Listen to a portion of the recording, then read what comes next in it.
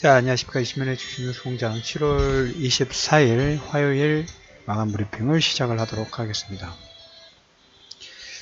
오늘 최근에 움직임 우리가 한 2달, 3달 최근 변동성이 컸죠. 그 변동성이 나올 때 제가 하루는 중간에 이런 얘기를 한번 드렸던 게 오늘 오후에 갑자기 생각이 났습니다. 지금은 예능 프로그램이 좀 끝났었지만 TVN에서 요즘에 스튜디오 드래곤, TVN, 이번에 뭡니까? 선샤인인가요? 미스터 선샤인인가요? 그 넷플릭스에서 선판매 돼가지고 선풍적인 인기를 끌었던 그 예전에 TVN에서 효린의 민박이라는 프로가 있었습니다. 이 효리는 다들 아실 것 같고, 그 프로그램에서 이런 내용이 나왔어요. 왜 이상순과 결혼을 했느냐 했더니 이효리가 하는 얘기가 자기는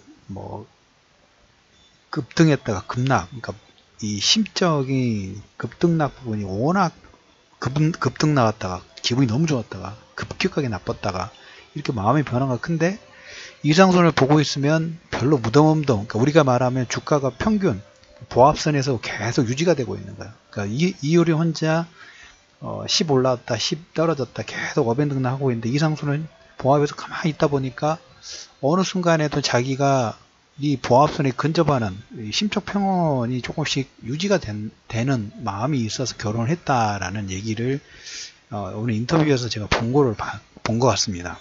시장도 마찬가지인 것 같아요. 급등락 부분이 상당히 크게 나오죠. 그랬을 때 아마 이제 시장을 일단 오늘 아침에 동시효과상으로 보니까 제 코스닥 쪽 관심 종목에서 12개 정도 전후가 동시효과의 하한가에 진입이 됐어요. 내일 아마 더 나오겠죠.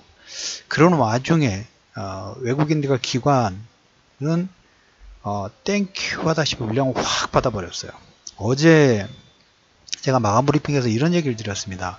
개인 정밀 타격했던 어제 기준으로 셀트리온, SK하이닉스 급락을 시켰죠. 그리고 포스코는 4%에서 급등이 나왔어요. 완전히 추가 기존의 주도주에서 다음 주도주군인가? 이 정도의 성격 부분들까지 영향을 줄 수 있을까? 라는 관심권이 커질 정도로 이쪽은 기존의 주도주죠. 2016, 17, 18 특히 17년도에 강한 주도주군들은 급락 부분이 나오고 그 다음에 그 외에 허리 관련된 종목군들 반등세가 상당히 강하게 나왔죠. 오늘 장중에 그런 흐름이 더 크게 나왔습니다. 현대로템이 장중에 20%, 포스코도 이틀 연속 장중에 4% 상승, 코스피, 코스닥 주도주들이 빠르게 바뀌고 있어요. 빠르게. 여기에 해외에서도 보면 상해종합지수에 더 민감한 지표라고 할 수 있는 상해종합지수 1.6% 급등이 나왔어요.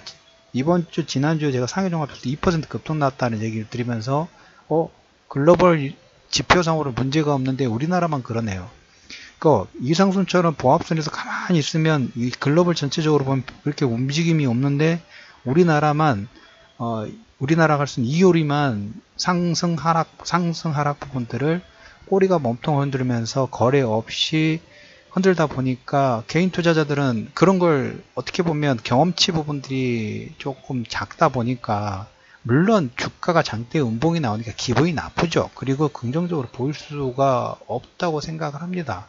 근데 그게 어떻게 보면 경험치라고 볼 수가 있겠죠. 꼬리가 몸통 흔드는 모습 보이고 해외 시장에서는 별다른 움직임 부분들이 없고 상해는 반등 부분이 나오는데 무역 논쟁 관련된 부분들이 계속 남아 있습니다. 아직 여전히 남아 있는데도 불구하고 상해 종합지수는 중국의 강경 드라이브 부분들로 해서 반등이 오늘도 홍콩 H 지수가 2.4% 급등이 나왔어요. 현대로템이 20% 장중에 급등이 나왔어요. 이걸 어떻게 해석을 해야 될까요? 시장이 끝난 걸까요? 며칠 전에 지수 천 간다라는 얘기가 나왔다는 얘기 들었죠. 아마 개인 투자자들 지금 신용잔고가 11조 2200억 정도 오늘 기준인데 10조대로 더 떨어질 거라고 보고 개인들은 당분간 시장에서 별로 그렇게 적극적인 매매 전략 부분들 절대 하지 않을 겁니다. 지금 보시면 허리 종목군들 코스피든 코스닥이든 그냥 지천에 깔렸어요. 지천에 깔렸어. 절대 저가에 살 때는 저점 부분들을 싸게 살 때 IMF가 97년도에 우리 건설 빌딩이라든지 가격들 급락이 나오고 주가가 급락에 나왔을 때 아무도 그게 싸다는 건 알지만 그 선뜻 못 들어갔죠. 근데 그때 과감하게 들어가셨던 분들은 기본 3배, 4배 이상 수익권 부분들을 좀 냈죠. 자, 신용장고가 11조 2천억인데 개인들의 투자 심리 부분들은 지하 10층이 아니라 15층, 20층까지 계속 3번 급등락 부분들이 나오면서 절대 못 삽니다. 간 크신 분들, 배짱이 있으신 분들만 사는 거예요. 최근에 제가 그런 얘기 들었죠. 장보고 대형 4호 어쩔 수 없습니다. 좀 하락 부분이 나왔어요. 근데 몇몇 분들이 4호 진행하신 분이 몇몇 분들이 현금도 있으시다고 해가지고 과감하게 배팅 들어갔어요. 한번 올라갔다 다시 밀렸다가 다시 지금 플러스 3% 정도로 돌아섰어요. 그 배팅 부분들 그렇게 하는 거예요. 갈 길이 멉니다. 물론 이제 시간적인 여유 부분들이 있고 장보고 상품은 기간제한에 두지 않다는 하지만 그 시간 제한을 한 달 내에 끝내야 된다, 2달 내야 된다, 그거 끝내야 된다고 빨리 수익 내면 좋긴 좋겠죠. 하지만 투자 심리가 일단 엉클어진다고 말씀을 드렸죠. 그래서 시장에서 주가 차트상으로 보이는 전저점 깨지고 계속 역배열 부분 진행되는 그걸 보는 게 아니라 그 종목군, 그 섹터, 그 다음에 시장을 움직이는 키메이커가 변화이 되느냐, 변하지 안 되느냐에 시차가 변화이 되면 시차를 두고 자연스럽게 적용이 된단 말이죠.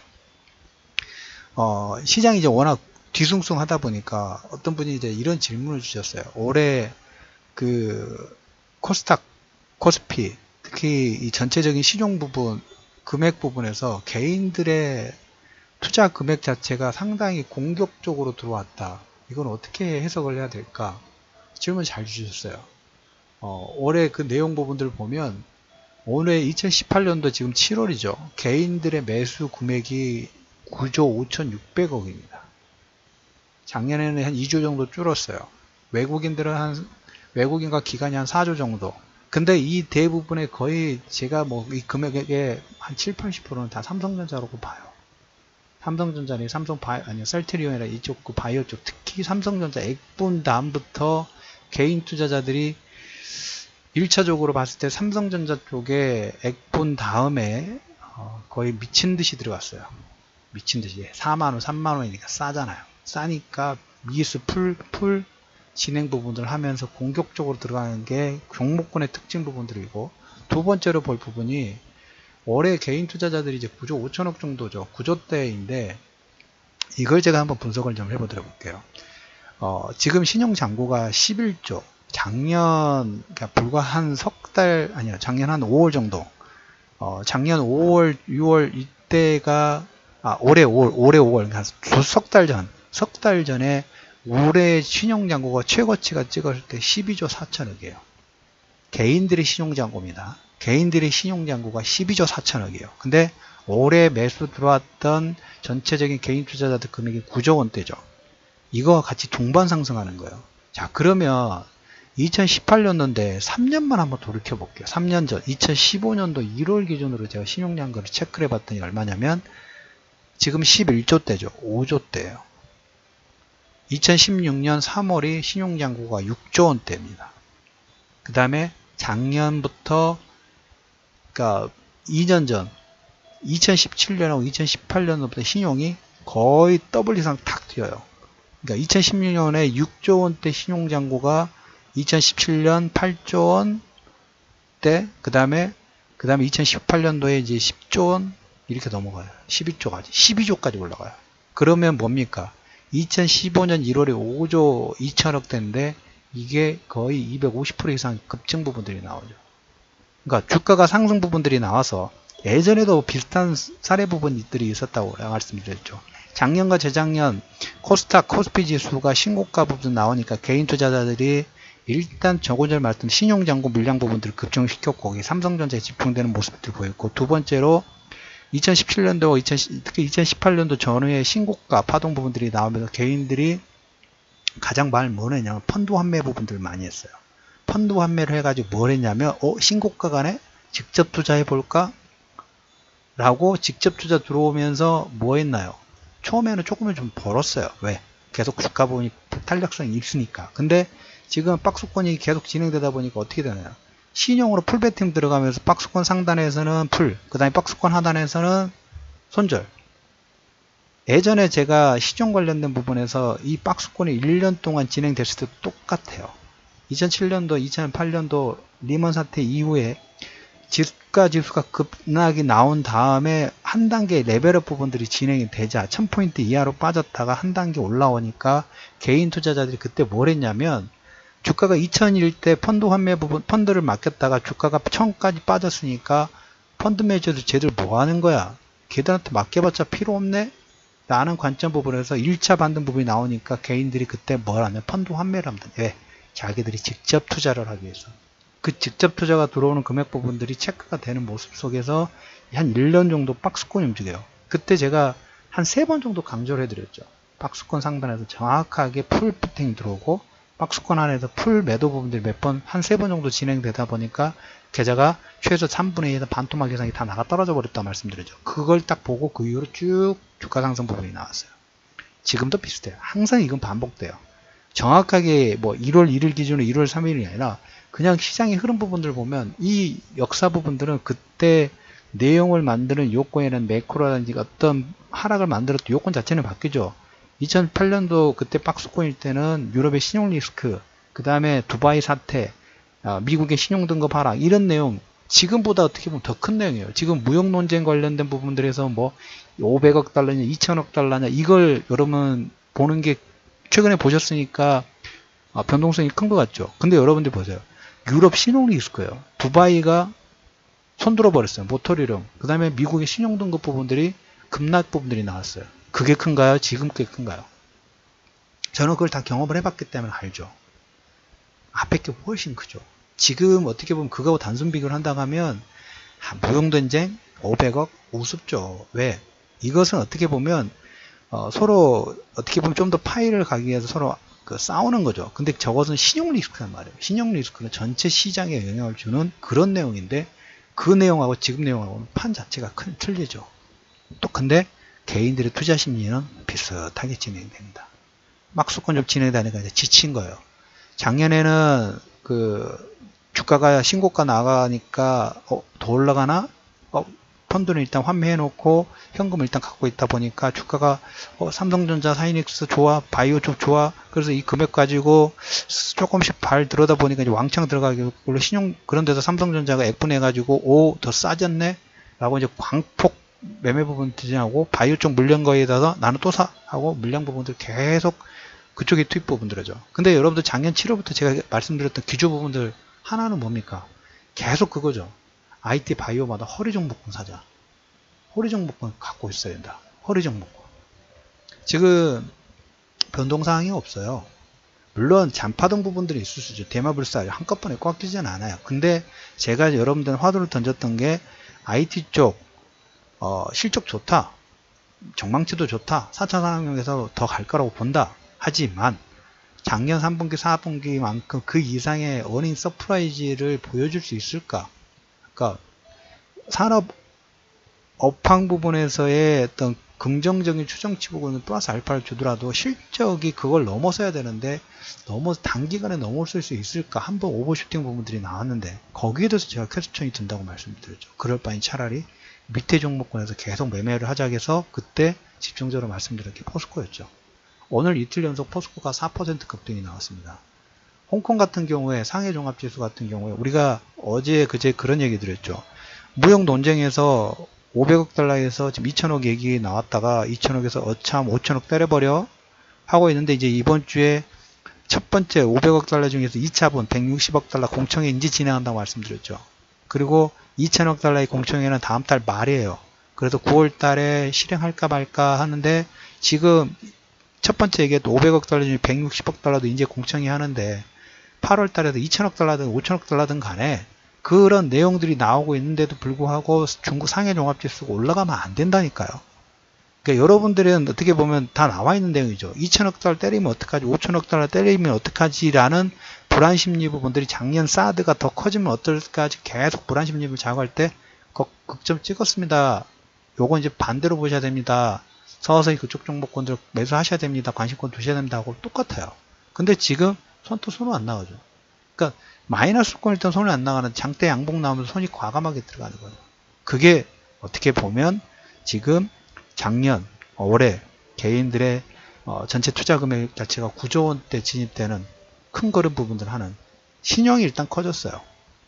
신용 2015년도에 5조대에서 올해 두 달 전에 12조대를 찍었다고 말씀을 드렸죠.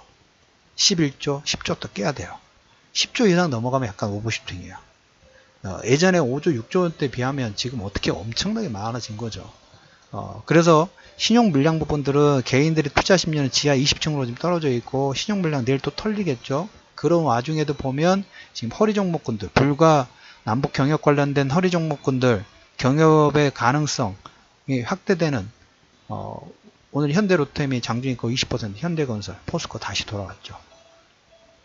미국의 북한의 탄도미사일 실험장 해체하고 경위성 공동점검. 물론 북한 제재로 인해서 ING가 되고 있지 않지만 여러분들이 봐야 될 건데 9월 달에 뭔가 이루어질 수 있는 가능성이 커지고 있다고 말씀을 드렸죠. 그 부분을 보는 거예요. 그 부분을 보는 거예요. 지금 1차, 2차, 3차 급락 부분이 나왔다. 급락 공통점 보면 거래 없이 꼬리가 몸통 흔드는 부분들이 나왔다는 걸 알고 있음에도 이 A라는 회사 종목이 실적이 좋아지고 있음에도 불구하고 좋아지고 업황이 좋아지고 있다는 걸 알고 있음에도 불구하고 주가가 마이너스 그런 5일선, 20일선 깨지면 투자 심리 부분들이 계속 그 종목은 안 보게 되죠. 근데 역으로 봐야 된다고 말씀드렸죠. 왜? 더 뭔가 있는데 싸게 살 수 있는 기회를 만들어주네?